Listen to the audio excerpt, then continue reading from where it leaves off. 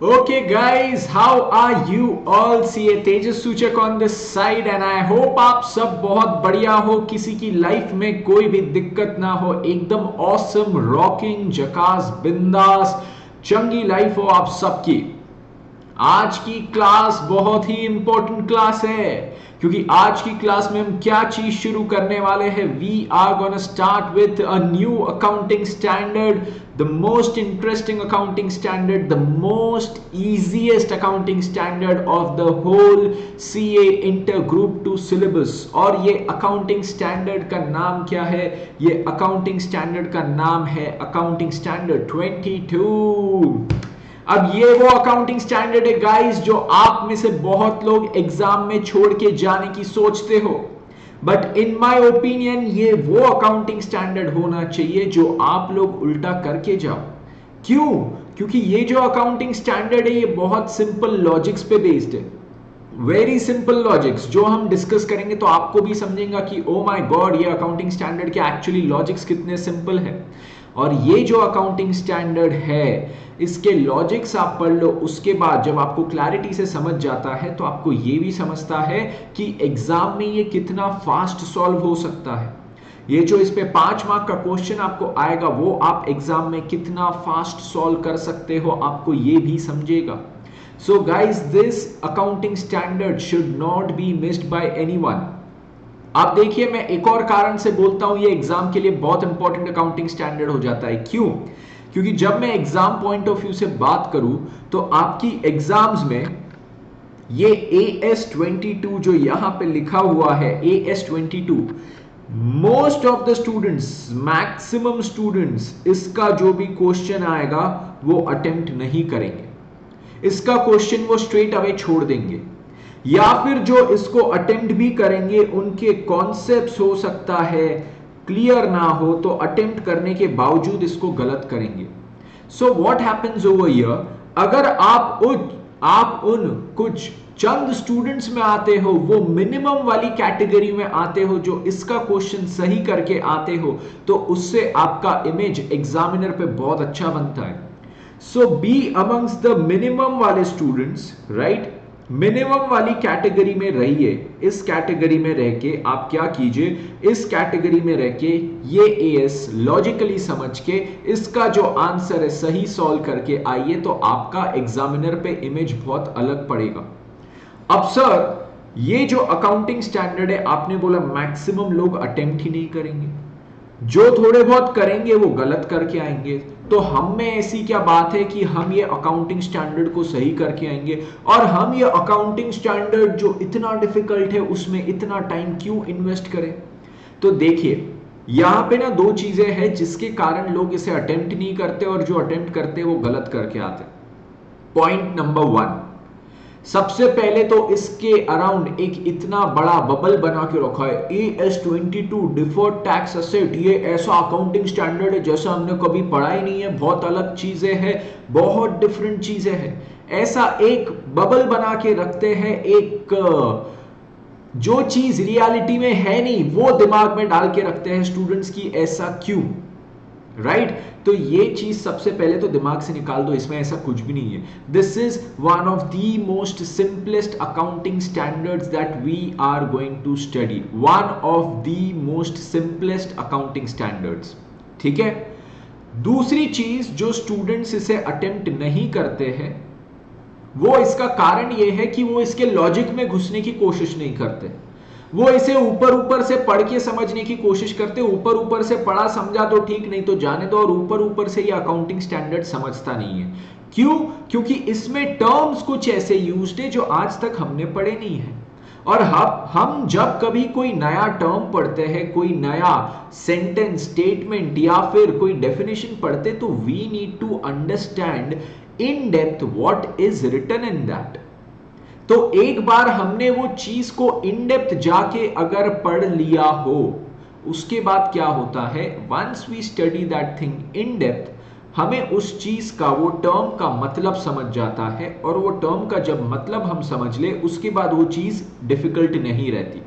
तो आप सबको भी मैं यही बोलूंगा कि इस लेक्चर में ये अकाउंटिंग स्टैंडर्ड में जो अलग अलग टर्म्स यूज्ड है deferred tax asset, deferred tax liability, timing difference, permanent difference, current tax, tax expense, ये जो अलग अलग टर्म्स यहां पे यूज्ड है वो हम एक एक टर्म का मतलब अगर समझ ले प्रैक्टिकली तो हमें क्या हो जाए, ये अकाउंटिंग स्टैंडर्ड सिंपल लगने लगे। तो चलिए इसी के साथ हम स्टार्ट करेंगे AS22 के साथ, जिसका हेडिंग क्या कहता है, this is accounting for taxes on income. Accounting for taxes on income AS22 हम करते हैं यहां पे स्टार्ट। अब यहां पे स्कोप में फर्स्ट लाइन देखो बोला क्या है, यहां पे बोलते हैं this standard is applied to taxes on income. Sir यही तो चीज हेडिंग में भी बोला था कि ये accounting for taxes on income है, मतलब इनकम पे जो टैक्स लगता है वो टैक्स पे AS22 लगता है, इनकम पे जो टैक्स लगता है उस पे AS22 लगता है। ये चीज क्लियर? तो यहां पे इनकम पे कौन से टैक्स लगते हैं हमें, अगर मैं बोलूं तो हमें इनकम पे तो इनकम टैक्स लगता है। तो क्या ये अकाउंटिंग स्टैंडर्ड में जीएसटी कवर्ड है? नहीं। क्या इसमें कस्टम ड्यूटी कवर्ड है? नहीं। बेसिकली अगर मैं आपको कहूं इनकम पे जो टैक्स लगेगा वही यहां पे कवर्ड है, ये छोड़ के जीएसटी कस्टम जो इनकम पे नहीं लगते। सर जीएसटी कस्टम काय पे लगते? आपने कोई चीज परचेज की तो भी आपको लगता है, आपने कोई चीज सेल की तो भी आपको लगता है, राइट? तो बेसिकली यहां पे जीएसटी कस्टम ये सारी जो चीजें हैं ये क्या आपकी इनकम पे लग रही है क्या? नहीं। आपका जो इनकम टैक्स है वो आपकी इनकम पे लग रहा है क्या? हाँ। तो ये अकाउंटिंग स्टैंडर्ड केवल वहां एप्लीकेबल है जहां पे हम इनकम के टैक्स की बात करें। ओके, अब ये अकाउंटिंग स्टैंडर्ड में आगे स्कोप में क्या चीज बोली गई है,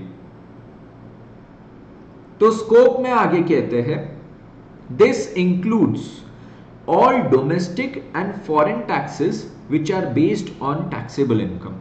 मतलब क्या सिंपल भाषा में कि वो टैक्स अगर आपका इंडिया का हो डोमेस्टिक, या अगर वो टैक्स आपका फॉरेन का हो कोई फॉरेन कंट्री का, बट अगर वो टैक्स इनकम पे लगता है तो वो टैक्स AS22 में उसकी बात होती है।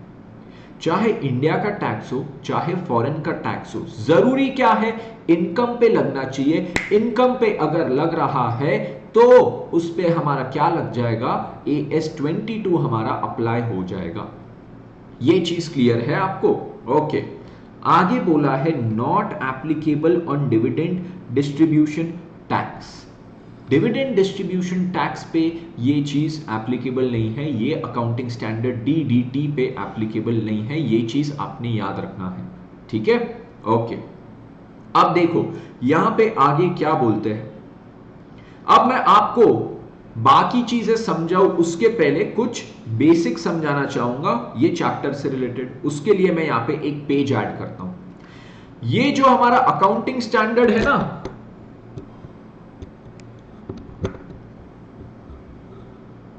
ओके वेरी सॉरी गाइस, एकदम से बीच में वो कैमरा का हमारा एंगल डिस्टर्ब हो गया। अब पूरी तरह ठीक है, मैं गायब हो गया था एक बार के लिए कैमरा से। ओके ओके ओके, अब कोई दिक्कत नहीं, अब कोई दिक्कत नहीं। सर बोले आप आड़े हो गए थे और पूरा यहाँ पे 2 सेकंड के लिए चीजें पूरी हिल गई थी। कोई दिक्कत नहीं, कोई दिक्कत नहीं, अब सब सही है। तो देखिए, ये जब मैं अकाउंटिंग स्टैंडर्ड की बात करता हूं तो हमने बचपन में एक कॉन्सेप्ट पढ़े थे। कौन सा कॉन्सेप्ट पढ़े थे? Matching principal. हमने बचपन में क्या चीज पढ़े थे? Matching principal. और मैचिंग प्रिंसिपल क्या कहता था? मैचिंग प्रिंसिपल कहता था कि आपके कोई भी अकाउंटिंग पीरियड की बात करो तो वो अकाउंटिंग पीरियड के जो कॉस्ट है that should be matched with the incomes of the accounting period. Sir हाँ, हमने ऐसा पढ़े थे, बट इसका मतलब क्या है? सिंपल भाषा में कहते थे, हम एक एग्जाम्पल के थ्रू समझते, डेप्रिसिएशन, कि अगर आपने एक मशीन खरीदे हो, अगर आपने एक मशीन खरीदे हो और ये मशीन का खर्चा आपको लगा है 10 लाख रुपए, आपको मशीन का खर्चा कितना लगा है? 10 लाख। इस पे आप क्या करते हो? डेप्रिसिएशन चार्ज करते हो, ठीक है, आप क्या करते हो, डेप्रिसिएशन चार्ज करते हो। मतलब क्या करते हो, ये मशीन की जो वैल्यू है इसको आप राइट ऑफ करते हो, इसको आप राइट ऑफ करते हो over certain number of years. इसकी वैल्यू को हम राइट ऑफ करते over certain number of years. अब हम ऐसा क्यों करते हैं कि मशीन की जो वैल्यू है 10 लाख रुपए की, ये 10 लाख को मैं राइट ऑफ करता हूं over certain number of years.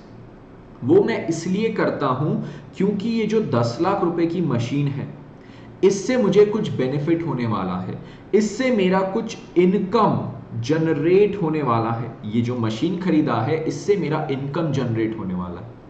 अब समझिए, इससे मुझे इनकम जो जनरेट होती है वो अगले 5 साल तक होती है, 1 2 3 4 5, और हर साल में कितनी इनकम होती है, 50 lakhs 50 lakhs 50 lakhs 50 lakhs and 50 lakhs। हमारे एग्जाम्पल के लिए मान लेते हैं कि 5 साल में ये मशीन यूज करके हमें इक्वल इनकम जनरेट होने वाली है 50 50 50 50 50 lakhs। तो यहां पे मैचिंग कॉन्सेप्ट भी क्या बोलता है कि देखिए, आपको 5 साल में इनकम हो रही है, यस, और ये 5 साल में जो आपको इनकम हो रही है ये क्यों हो रही है, क्योंकि आपने एक मशीन परचेस किए हो, उसके कारण आपको इनकम हो रही है, यस। एक्सक्यूज मी, आपको ये 5 साल में इनकम क्यों हो रही है, क्योंकि आपने एक मशीन 10 लाख की परचेस किए हो इसलिए। तो इसीलिए मैचिंग कॉन्सेप्ट बोलता है कि आपने ये जो मशीन परचेस किए हो ना, इसकी वैल्यू को भी हम राइट ऑफ करेंगे over a period of these 5 years. क्यों, क्योंकि सिंस हमें इनकम इससे 5 साल में हो रही है, तो ये मशीन से जो हमें एक्सपेंस हुआ है, मतलब जो डेप्रिसिएशन हमें इस मशीन का रिकॉग्नाइज करना है, ये मशीन की जो वैल्यू राइट ऑफ करनी है, वो भी over a period of 5 years आनी चाहिए। मतलब 2 लाख 2 लाख 2 लाख 2 लाख और 2 लाख। तो देखो यहां पे हमने क्या किया, हमारी ये जो मशीन है 10 लाख रुपए की, उससे हमारा जो एक्सपेंस हो रहा था वो एक्सपेंस को हमने इनकम से मैच किया। हमने क्या किया, एक्सपेंस को इनकम से मैच किया। अब सर कहां मैच हुआ, इनकम तो हमारी 50 लाख की है, एक्सपेंस तो हमारा 2 लाख का है, सर 48 लाख का डिफरेंस है ना।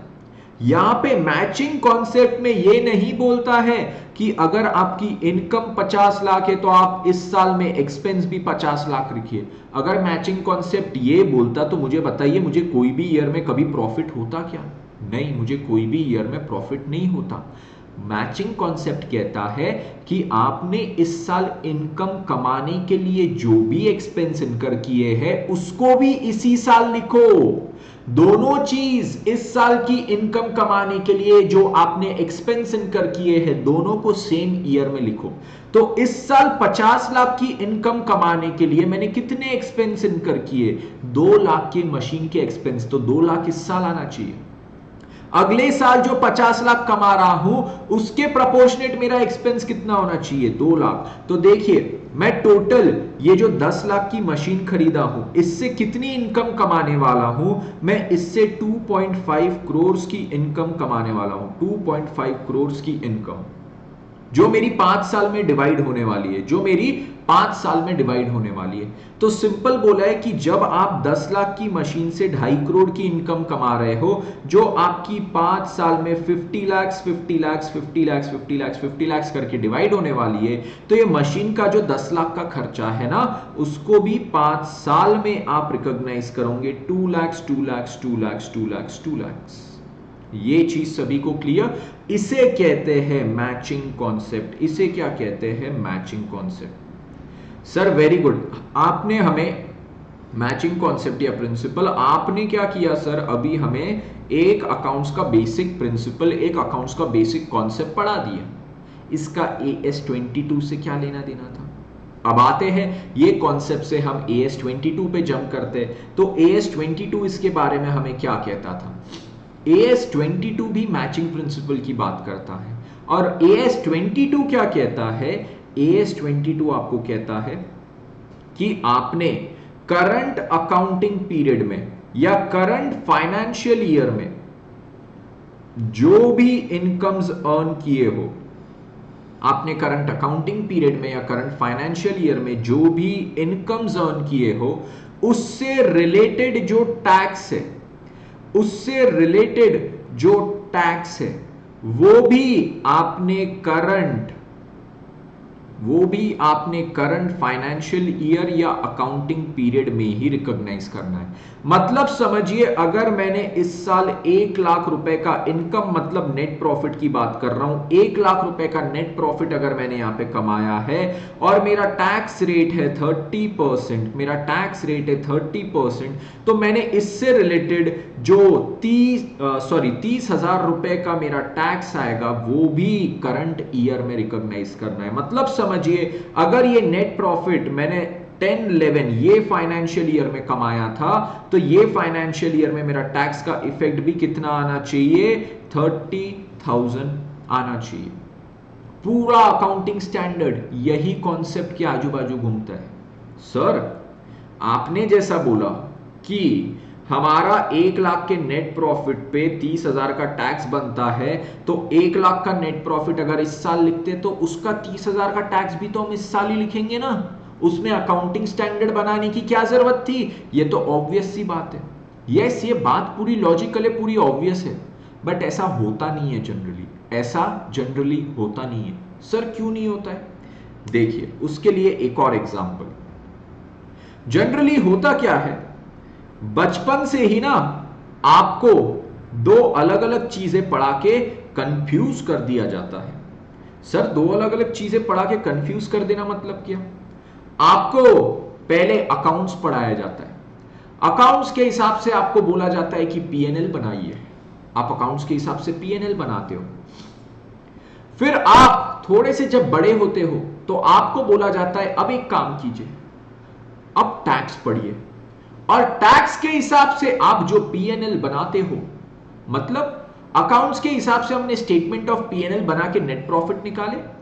अब टैक्स पढ़ते पढ़ते आप जब नेट प्रॉफिट निकालते हो तो हम पढ़ते हैं कि नेट प्रॉफिट टैक्स का निकालते वक्त कुछ ट्रीटमेंट अलग होती है, नेट प्रॉफिट अकाउंट्स में निकालते वक्त कुछ ट्रीटमेंट अलग होती है। तो अब कॉन्सेप्ट हम बचपन से पढ़ते आ रहे हैं नेट प्रॉफिट निकालने का, बट अकाउंट्स में कुछ अलग पढ़ते हैं और टैक्स में कुछ अलग पढ़ते हैं। इससे होता क्या है, हमारे नेट प्रॉफिट अलग अलग आते हैं, और उससे होता क्या है, नेट प्रॉफिट अगर अलग अलग आए तो टैक्स, अकाउंट्स में जो टैक्स का अमाउंट आएगा वो अलग आएगा, और टैक्स के अनुसार जो टैक्स का अमाउंट आएगा वो अलग अलग आएगा। सर, क्या बोला आपने? क्या बोला, क्या बोला, क्या बोला? मैंने जो बोला ऐसा होता है, और मैंने जो बोला अभी मैं एग्जाम्पल के थ्रू भी आपको बताऊंगा। तो देखिए, मैंने आपको एग्जैक्टली यहां पे बोला क्या है। मैं आपको एक एग्जाम्पल देता हूं, एग्जाम्पल नंबर 1। इसको हम लिखते हैं एग्जाम्पल नंबर 1। और ये जो एग्जाम्पल नंबर 1 है, उसके लिए मैं आपको यहां पे लिखाऊंगा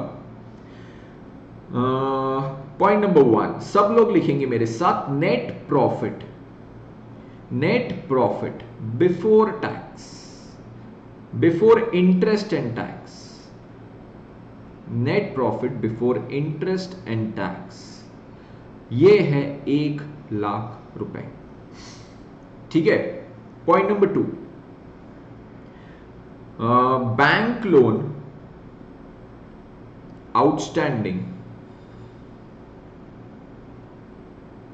bank loan outstanding as on 31/3/10 कितने रुपए का? 1 लाख। इसको भी लिख लो, 1 लाख रुपीस का हमारा लोन है। हमारा नेट प्रॉफिट भी 1 लाख था, बैंक लोन आउटस्टैंडिंग भी 1 लाख है। ओके।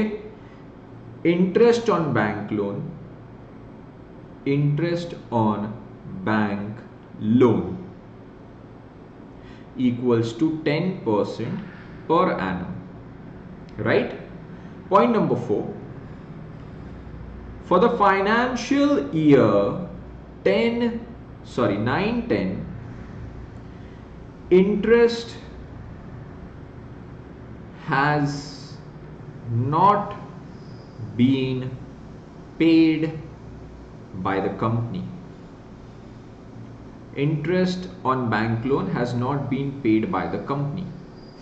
और point number 5, tax rate equals to 30%। Okay, ये चीजें हमें दी है। Point number 6, interest on the नहीं, इंटरेस्ट ऑन द अबाउ नहीं, interest for the period 9-10 was paid in financial year 10-11। Okay, this is the complete example. अब देखिए, हम जब छोटे बच्चे हुआ करते थे, हमने क्या बनाना सीखे थे? पीएनएल अकाउंट, मतलब statement of profit and loss. तो हम पहले बचपन में जाते हैं और बचपन के अनुसार हम क्या पढ़ते हैं? Statement of profit and loss, statement of profit and loss. अब ये जो statement of profit and loss हमने बचपन में बनाए थे, उसमें हम क्या करते थे? हमें निकालना है नेट प्रॉफिट। तो नेट प्रॉफिट के लिए हम क्या करेंगे? Point number 1, net profit before interest and tax कितना दिया था? 1 लाख। इसमें हम क्या बोलते थे कि सर इसमें से क्या करो? बचपन में हमने पढ़े थे कि जब हम पीएनएल बनाते हैं तो प्रॉफिट निकालते वक्त जितना भी इंटरेस्ट हमारा अक्रू हुआ है वो इंटरेस्ट को क्या करेंगे? डिडक्ट करेंगे, राइट? चाहे वो पे हुआ हो या नहीं हुआ हो, इंटरेस्ट अक्रू हो गया, उसको यहां से लेस कर दो। तो यहां से इंटरेस्ट लेस करता हूं, इंटरेस्ट फॉर 9-10, 1 लाख का हमारा लोन था, यस, उस पे 10% हमारा इंटरेस्ट है। 1 लाख का लोन, 10% हमारा इंटरेस्ट, तो कितना इंटरेस्ट आएगा? Sir very easy, 10,000। ठीक है, तो अब point number 3, net profit before tax. Before tax हमारा नेट प्रॉफिट कितना है? 90,000। ठीक है, अब इस पे मैं टैक्स लगा लेता हूं। Point number 4, tax expense. मेरा इस पे टैक्स एक्सपेंस कितना आएगा? At the rate 30% equals to 27,000। 90,000 का 30% 27,000। यस, ऐसा आया जी सर, ऐसा आया। अब देखो, अब बचपन से थोड़ा आगे बढ़ो, अब थोड़े बड़े हो जाओ।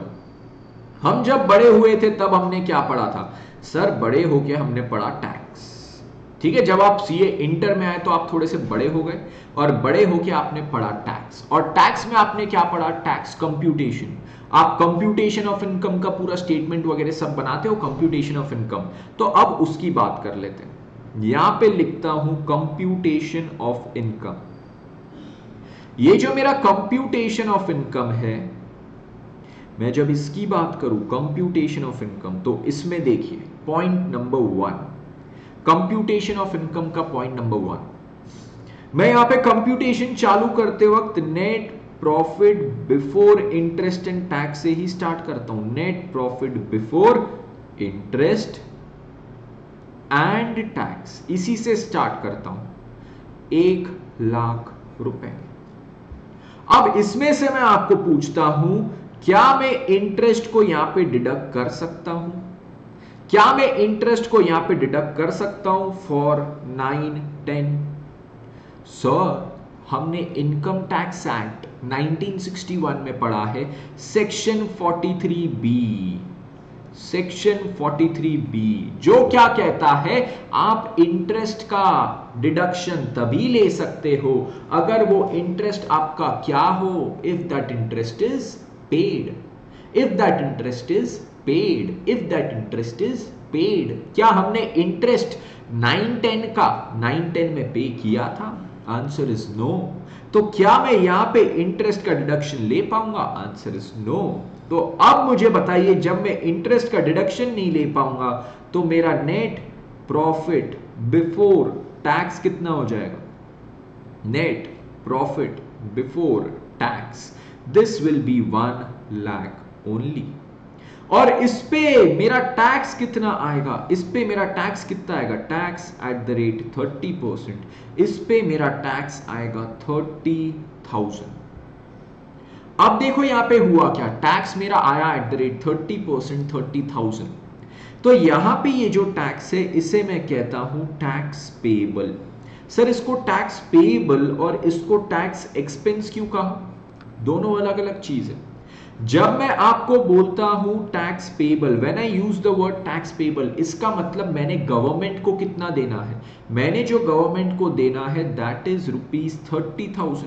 सर क्यों सर 30,000 क्यों देंगे, 27,000 क्यों नहीं, क्योंकि आप गवर्नमेंट को टैक्स जो पे करते हो वो किसके अनुसार करते हो, इनकम टैक्स एक्ट 1961, इसको आईटी एक्ट 1961 लिखता हूं। हमने ये कंप्यूटेशन किसके हिसाब से किए, आईटी एक्ट 1961 के अनुसार। आप गवर्नमेंट को टैक्स किसके हिसाब से पे करते हो, आईटी एक्ट 1961 के अनुसार जो कंप्यूटेशन आया उसके हिसाब से। और ये कंप्यूटेशन में मेरा टैक्स कितना आ रहा है, 30,000। तो ये जो 30,000 गवर्नमेंट को देना है उसके लिए क्या शब्द यूज करूंगा, टैक्स पेएबल। ठीक है, राइट। अब ये जो टैक्स पेएबल मेरा आया इसको मैं यहां पे कहता हूं करंट टैक्स। करंट टैक्स मतलब क्या, इस साल मैंने कितना टैक्स गवर्नमेंट को पे करना है। करंट टैक्स मतलब क्या, इस साल मैंने गवर्नमेंट को कितना टैक्स यहां पे करना है। What is that, that is my current tax. But जब मैं बात करता हूं statement of profit and loss की, आप देखो statement of profit and loss की बात करूं तो ये मेरा पूरा अक्रूवल बेसिस पे बनता है। यस सर, इनकम जो अक्रू हुई लिखो, एक्सपेंस जो अक्रू हुआ लिखो। तो मेरा टैक्स एक्सपेंस एक्चुअली अकाउंट्स के अनुसार कितना होना चाहिए था, मेरा टैक्स एक्सपेंस इस साल होना चाहिए था 27,000। सर ठीक है, आप कह रहे हैं अकाउंट्स के अनुसार हमारा एक्सपेंस ऑन अक्रूवल बेसिस 27,000 होना चाहिए था, बट हम इस साल टैक्स कितना पे करेंगे, 30,000। और सर 27,000 का एक्सपेंस और हम 30,000 टैक्स पे करते हैं, तो हम क्या कर रहे हैं, हम यहां पे over here what are we doing, यहां पे सर हम कुछ 3,000 रुपए का ज्यादा टैक्स पे कर रहे हैं, 3,000 मोर हम पे करेंगे। यस, हमारा इस साल का एक्सपेंस कितना था, 27,000, हम पे कितना कर रहे हैं, 30,000। तो क्या मैं ऐसा कह सकता हूं कि मैं 3,000 का टैक्स इस साल ज्यादा दे रहा हूं, बिल्कुल कह सकते हो। ठीक है, अब देखो इसको एक बहुत सिंपल चीज से मैं कंपेयर करता हूं, रेंट से। मैं किससे कंपेयर कर रहा हूं, इसको रेंट से। सर इस साल मेरा रेंट का एक्सपेंस आ रहा था 27,000, बट मैं रेंट जो पे कर रहा हूं वो है 30,000। मैं जो रेंट पे कर रहा हूं दैट इज ₹30,000। तो सर मैंने इस बार 3,000 का क्या किया, मैंने 3,000 का एडवांस रेंट पे कर दिया। मैंने 3,000 का क्या किया है, this 3,000 is the advance rent paid. जो दोनों का डिफरेंस है वो क्या आ गया, मेरा एडवांस रेंट। ठीक है, तो यहां पे भी जो 3,000 मैंने पे किया है टैक्स अभी, उसे क्या मैं बोलूंगा, ये मैंने एडवांस में पे किया। बट इसको एडवांस टैक्स मत बोलना, that is a completely different thing, this is not advance tax. ठीक है, ये मैं केवल एडवांस में पे किया हूं। ठीक है, अब सर अगर हमने 3,000 एडवांस हटा दो, एडवांस की जगह हम प्रीपेड लिखते, प्रीपेड लिखते, तो प्रीपेड से क्या हम एडवांस टैक्स से कंफ्यूज नहीं करेंगे। मैं इसको लिखता हूं प्रीपेड, और वैसे ही यहां पे भी क्या लिख देता हूं, प्रीपेड। राइट, इतना मेरा प्रीपेड है। अब ये देखो रेंट जो मैंने अभी 3,000 प्रीपे किया है, इसे क्या मैं अपना असेट मान सकता हूं, इसे क्या मैं अपना असेट मान सकता हूं। यस सर, ये मेरा असेट है। क्यों सर, क्योंकि इससे ना हमें फ्यूचर इकोनॉमिक बेनिफिट मिलने वाले हैं, इससे हमें फ्यूचर इकोनॉमिक बेनिफिट मिलने वाले। सर क्यों, क्योंकि अगले साल हम 3,000 रुपीज की सर्विसेज इसके अगेंस्ट में यूज करेंगे। हमें अगले साल इसके अगेंस्ट में 3,000 रुपीज की सर्विसेज मिलने वाली है। तो मैं क्या कहूंगा, मुझे इससे 3000 के फ्यूचर इकोनॉमिक बेनिफिट्स होने वाले हैं, इसलिए ये 3000 का जो मैंने एडवांस में रेंट पे किया है वो मेरे लिए क्या है, दैट इज माय असेट। ये चीज क्लियर आप सबको? ठीक है, ये चीज सभी को क्लियर, राइट। अब देखो यहां से आगे बढ़ता हूं। अब क्या मैं अपने ये जो 3000 का टैक्स प्रीपे किया है इसको भी अपना असेट मान सकता हूं? क्या मैं इसे भी अपना असेट मान सकता हूं? हां, बट कंडीशन है। कंडीशन क्या है? अगर इससे मुझे फ्यूचर इकोनॉमिक बेनिफिट होने वाला हो, अगर इससे मुझे फ्यूचर इकोनॉमिक बेनिफिट होने वाला हो, तो मैं ये 3000 के टैक्स को क्या मानूंगा, अपना असेट मानूंगा। क्यों? क्योंकि मैंने इसे प्रीपे किया है। बट प्रीपेड है तो इसे असेट मानने के लिए क्या जरूरी है कि इससे मुझे फ्यूचर में इकोनॉमिक बेनिफिट मिलना चाहिए। सर ये 3000 का आपने टैक्स ज्यादा पे किए, उससे आपको फ्यूचर में इकोनॉमिक बेनिफिट कैसे मिलेगा? तो चलिए देखते हैं। आते हैं अब हम अगले साल। अगला साल मतलब कौन सा? Financial year 10-11। Same example but accounting for the next year. तो यहां पे अब मैं हेडिंग लिखूंगा फाइनेंशियल ईयर 10-11। अब फाइनेंशियल ईयर 10-11 में जब मैं स्टेटमेंट ऑफ पीएनएल बनाता हूं, फाइनेंशियल ईयर 10-11 इसमें जब मैं स्टेटमेंट ऑफ पीएनएल बनाता हूं, राइट, ये जो स्टेटमेंट ऑफ पीएनएल है इसमें अब मैं क्या कंप्यूट करता हूं, मेरा नेट प्रॉफिट कितना आता है और उसके हिसाब से मेरा टैक्स कितना आता है। तो देखिए स्टेटमेंट ऑफ पीएनएल में मैं लिखूंगा स्टेटमेंट ऑफ पीएनएल, यहां पे मैं लिखता हूं सबसे पहले, अब समझिए इस साल भी मेरा net profit before interest and tax 1 lakh रुपए ही था। 10-11 में भी net profit before interest and tax 1 lakh रुपए था। अब पॉइंट नंबर 2, मेरा 10-11 में कोई भी लोन नहीं था। मेरा 10-11 में कोई भी लोन नहीं था। तो क्या इस साल मुझे कोई भी इंटरेस्ट का यहां पे डिडक्शन मिलेगा क्या पीएनएल में? नहीं सर, यहां पे इंटरेस्ट का कुछ भी डिडक्शन नहीं मिलेगा। क्यों? क्योंकि हमारे पास इस साल लोन नहीं था। एक्सक्यूज मी, हमारे पास इस साल कोई भी लोन नहीं था, तो इस साल मुझे इंटरेस्ट का कोई भी डिडक्शन नहीं मिलता है।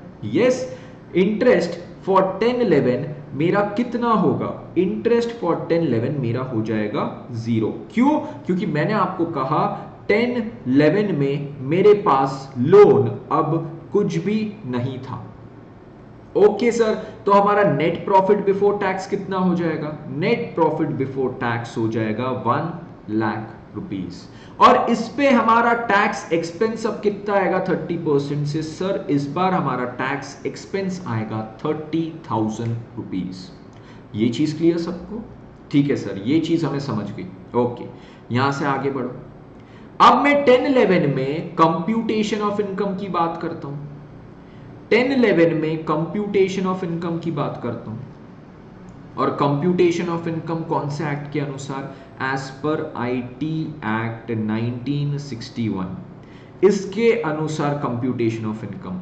तो देखिए, अब मैं इसके अनुसार अगर कंप्यूटेशन ऑफ इनकम की बात करूं, इसके अनुसार अगर मैं कंप्यूटेशन ऑफ इनकम की बात करूं तो क्या होगा? Just give me a moment.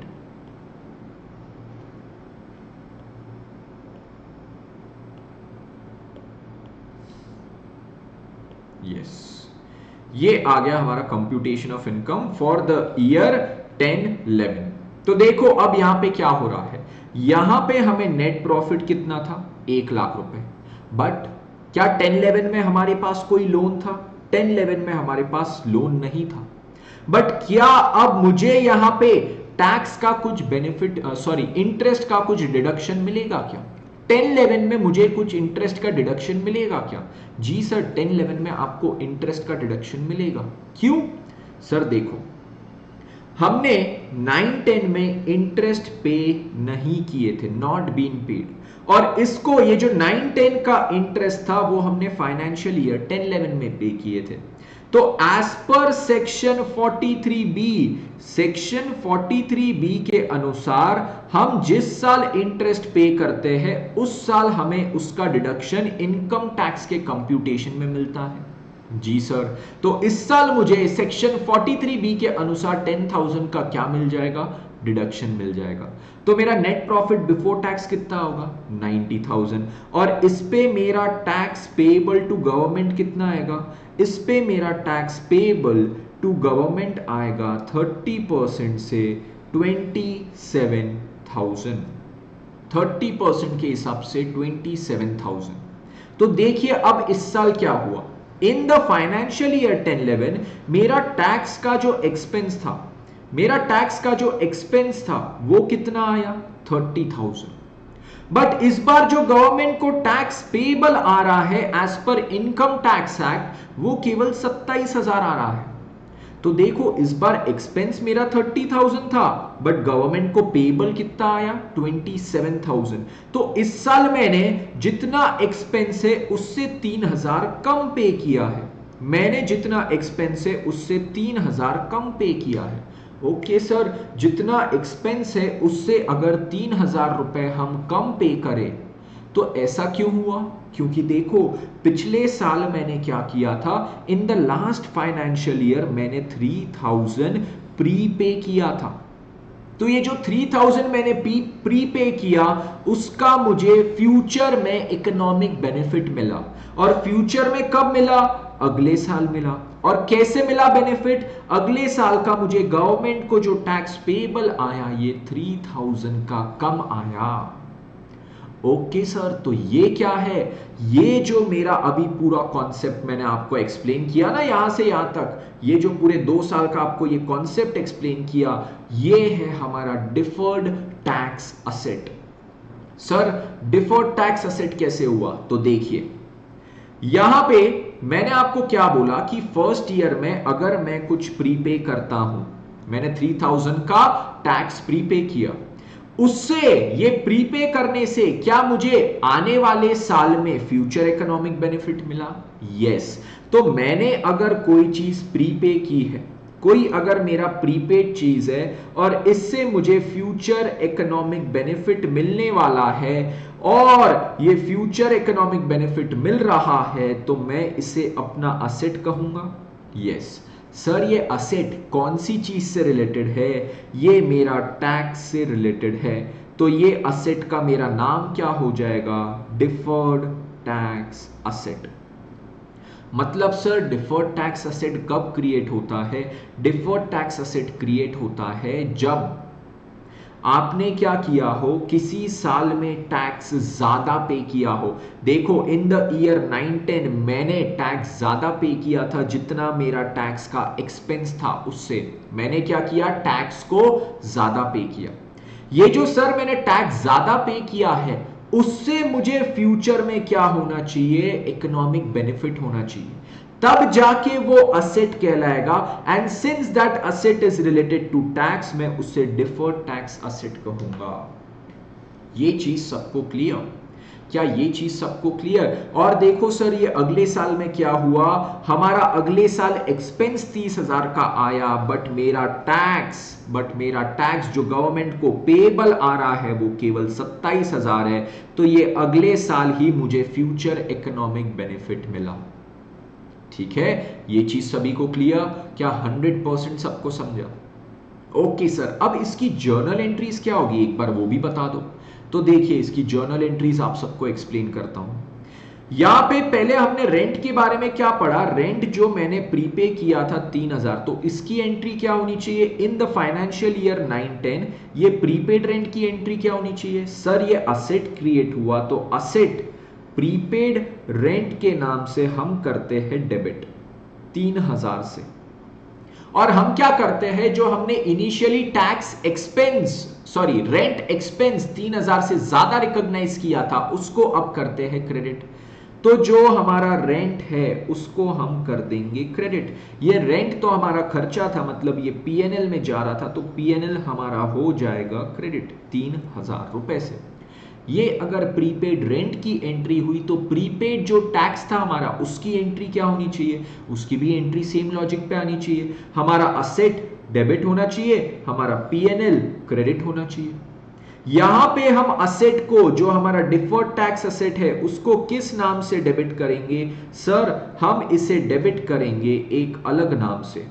इसको प्रीपेड नाम से डेबिट ना करते हुए हम डेबिट करते हैं deferred tax asset account debit 3000। और क्रेडिट किस नाम से करते, कहां पे करते हैं? पीएनएल में 3000 से क्रेडिट करेंगे। ये चीज क्लियर? और सर अगले साल अब जब ये असेट जो हमने डिफर्ड टैक्स असेट के नाम से जो असेट यहां पे क्रिएट किया था, इसका अब हमें नेक्स्ट ईयर बेनिफिट मिला। यस, तो नेक्स्ट ईयर क्या कर देंगे? In the next year we will reverse the asset, क्योंकि वो 3000 का बेनिफिट जो मिलने वाला था वो मिल गया, तो ये असेट को नेक्स्ट फाइनेंशियल ईयर में हम कर देंगे क्रेडिट। और कहां डेबिट करेंगे इसको? पीएनएल में, क्योंकि ये जो 3000 था ये नेक्स्ट ईयर टैक्स का एक्सपेंस इतना बढ़ जाएगा, तो नेक्स्ट ईयर पीएनएल में हम क्या कर देंगे? इसे डेबिट कर देंगे 3000 से। ये हमारी नेक्स्ट ईयर की असेट यूटिलाइज हो गया, खत्म हो गया, तो उसकी एंट्री हुई। अब सर ये तो हमें समझा डिफर्ड टैक्स असेट क्या होता है, बट इसमें वो जो स्टार्टिंग में मैचिंग कॉन्सेप्ट बताए थे, जो आपने स्टार्टिंग में, एक सेकेंड रुक जाना सभी लोग, स्टार्टिंग में सर आपने जो मैचिंग कॉन्सेप्ट बताए थे, कहां गया? ओहो कहां गया? ढूंढ लेते हैं, रुक जाइए 1 मिनट।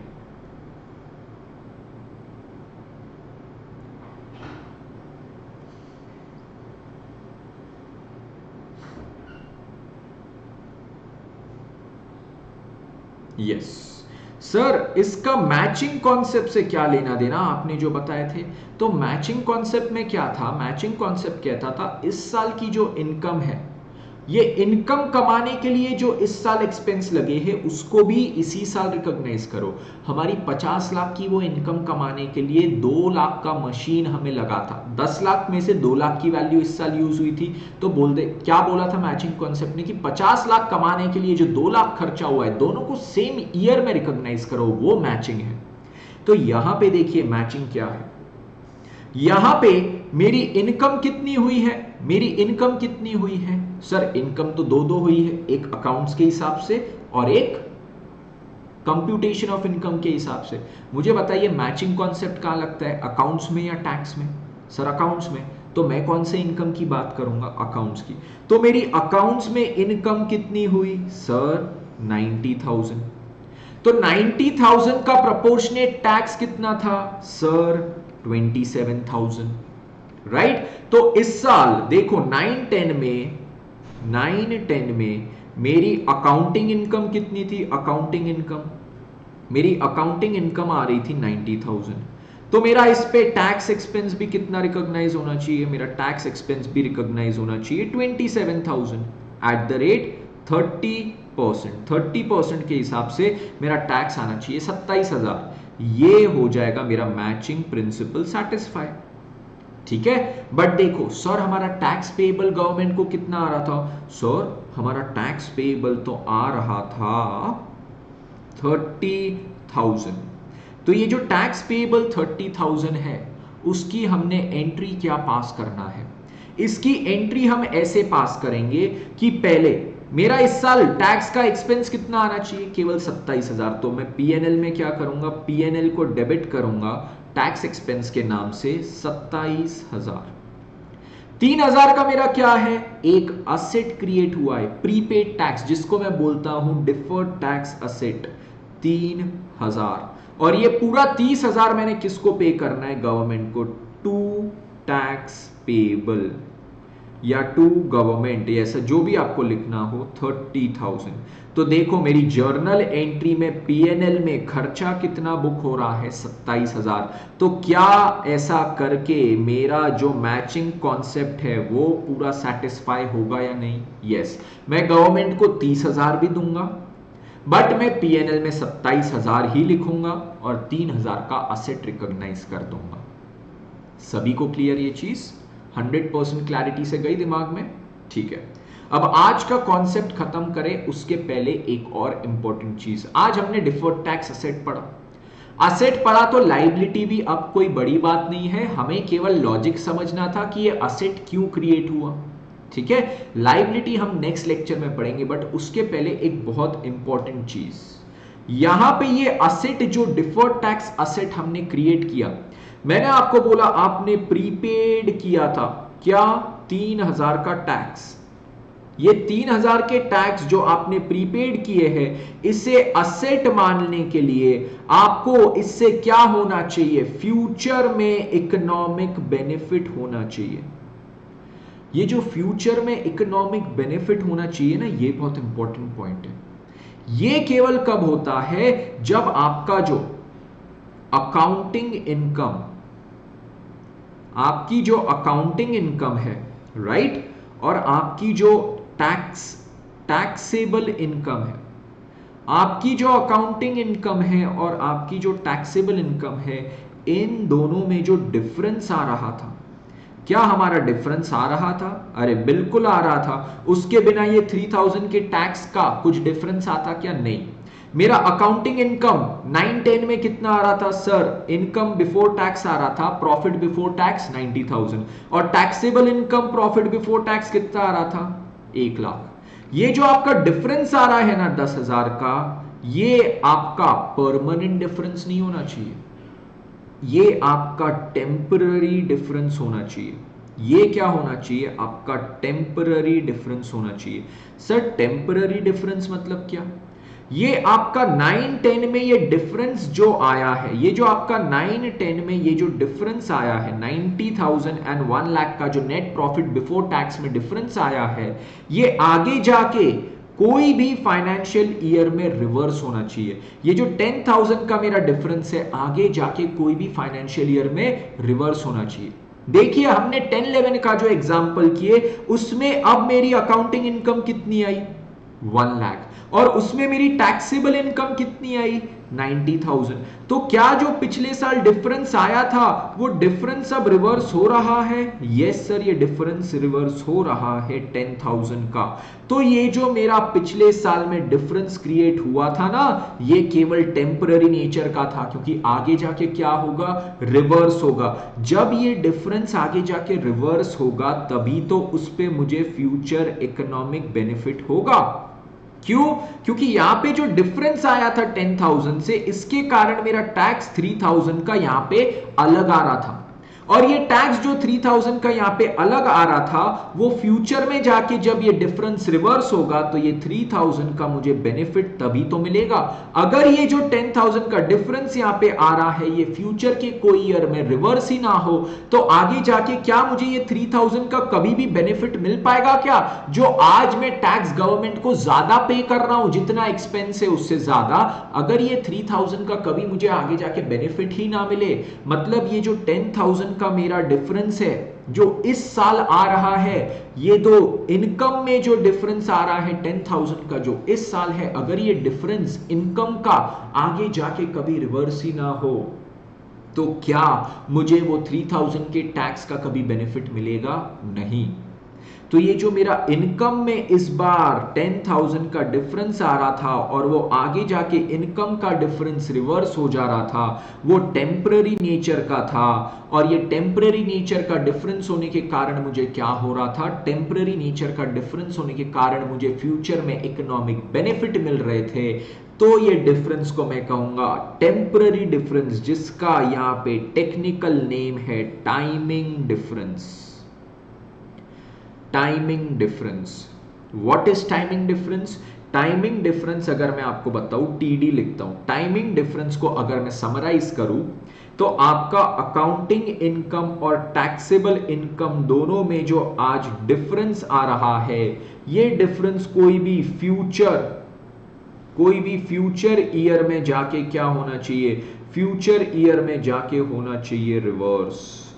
ठीक है, अगर ये difference in both these income future के कोई भी साल में जाके हो जाता है रिवर्स, फ्यूचर के कोई भी साल में जाके अगर रिवर्स हो जाता है, तब जाके इस डिफरेंस को हम कौन सा डिफरेंस कहेंगे? टाइमिंग डिफरेंस, मतलब टेम्पररी डिफरेंस। जब ये टाइमिंग डिफरेंस हो, मतलब टेम्पररी डिफरेंस हो, तो आज का ये जो डिफरेंस है वो फ्यूचर में जाके रिवर्स होगा, और आज जो मेरा टैक्स ज्यादा पे किया है उससे फ्यूचर में मुझे कम पे करना पड़ेगा, तब जाके मुझे फ्यूचर में इकोनॉमिक बेनिफिट होंगे। ये चीज क्लियर है सबको?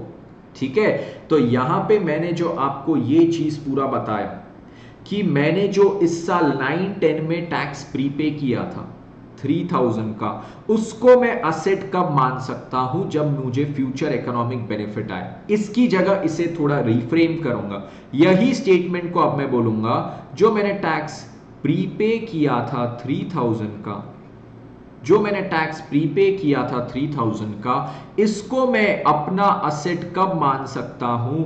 इसको मैं अपना असेट केवल तब मान सकता हूं जब इससे फ्यूचर में मुझे बेनिफिट हो। उसकी जगह मैं बोलूंगा जब ये जो डिफरेंस आ रहा था काय में, इनकम में, वो टाइमिंग डिफरेंस हो और परमानेंट डिफरेंस नहीं हो। वो क्या होना चाहिए? जो मेरा इनकम में डिफरेंस आ रहा था, इनकम का जो भी डिफरेंस था, वो कौन सा डिफरेंस हो?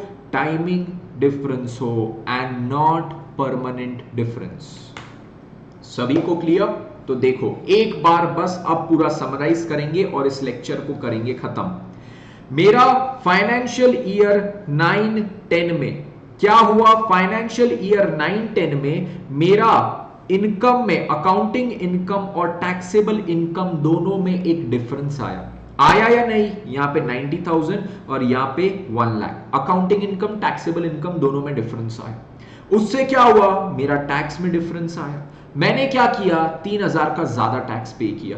ये 3000 का जो मैंने ज्यादा टैक्स पे किया है, मोर पे किया है, इसको मैं डीटीए कब मानूंगा? उसके लिए मुझे देखना पड़ेगा, इसको डीटीए मानने के लिए देखना पड़ेगा कि हमारा ये जो इनकम में डिफरेंस है 90,000 और 1 लाख का जो डिफरेंस आ रहा है, ये टेम्पररी नेचर का होना चाहिए, परमानेंट नहीं होना चाहिए। ये टाइमिंग डिफरेंस होना चाहिए, परमानेंट नहीं होना चाहिए। ठीक है सर, हमें कैसे पता चलेगा ये टाइमिंग है या परमानेंट? यहां पे देखो ये 10,000 का डिफरेंस क्यों आ रहा था? This was because of interest की ट्रीटमेंट। अकाउंट्स में हमने पढ़े जिस साल अक्रू हो गया रिकॉग्नाइज करो। टैक्स में बोलते हैं कि अक्रू होना नहीं, जिस साल पे हुआ उस साल रिकॉग्नाइज करो। तो ये क्या फ्यूचर में जाके ये इंटरेस्ट की ट्रीटमेंट रिवर्स होगी का? यस सर, इस साल जो 10,000 हमने पीएनएल में रिकॉग्नाइज किए, उसको टैक्स में हम जिस साल पे करेंगे उस साल रिकॉग्नाइज करेंगे, राइट? टैक्स में हम जिस साल पे करेंगे उस साल रिकॉग्नाइज करेंगे।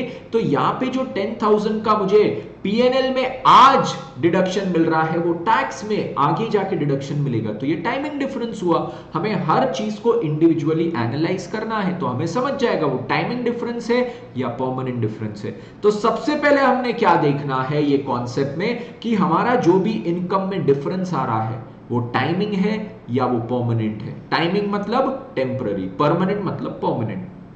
अगर वो टाइमिंग है तो इनकम में डिफरेंस आने से जो भी टैक्स का डिफरेंस है उसको आप असेट मान लो, या लाइबिलिटी भी हम मान सकते हैं, बट अभी खाली असेट पड़े तो मैं असेट बोल रहा हूं। उसको आप क्या मान लो? असेट मान लो, डिफर्ड टैक्स असेट मान लो।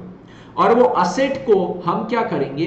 फ्यूचर में जाके जिस साल भी ये इनकम का डिफरेंस रिवर्स हुआ, उस साल ये टैक्स का, ये असेट का इफेक्ट भी हम क्या कर देंगे? रिवर्स कर देंगे।